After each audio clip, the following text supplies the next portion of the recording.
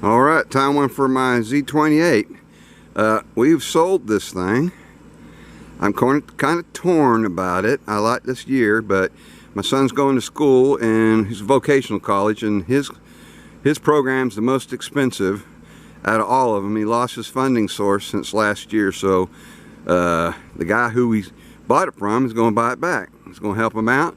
We'll take some of that money, and I got about $400 more I got to spend on the Cherokee to get it ready before we sell. So that'll come in handy. I'll take my block from the Suburban and crank, and I'll get it done, because I want my Suburban back on the road. Because when we get rid of the Cheyenne, I want to have my Suburban for our third vehicle. I don't like just having two vehicles up here.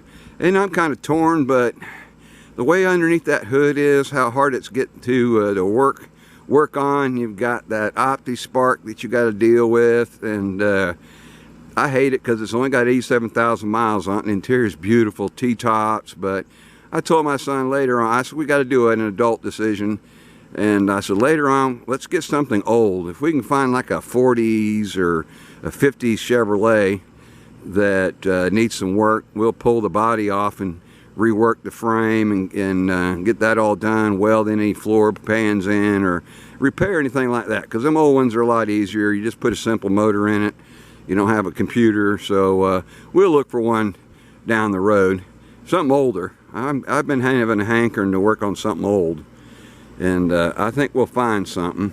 I'll keep an eye out, but yeah, we're gonna sell it. That's just the way it goes when you get vehicles. Some you keep, some you sell. But the gold Silverado we're keeping, the green Silverado we're keeping, and my white Suburban we're keeping. So those are going to be our three main vehicles. They all have 5.7s. Everything's interchangeable. All that stuff, all the same parts. So it makes it easier to work on. I've gotten good working on them. So and my son is too. I'm teaching my son.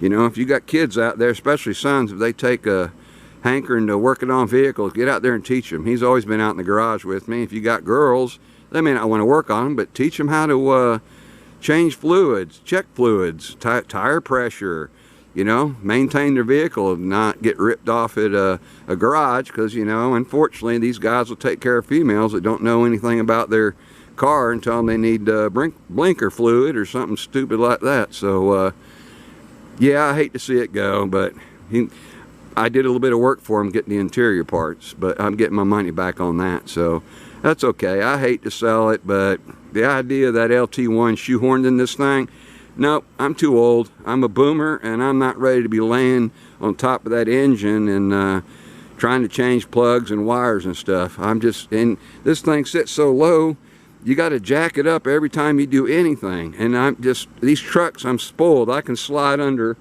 all our trucks and do anything I need to without jacking it up. So it's just the way it goes. All right, y'all have a good one.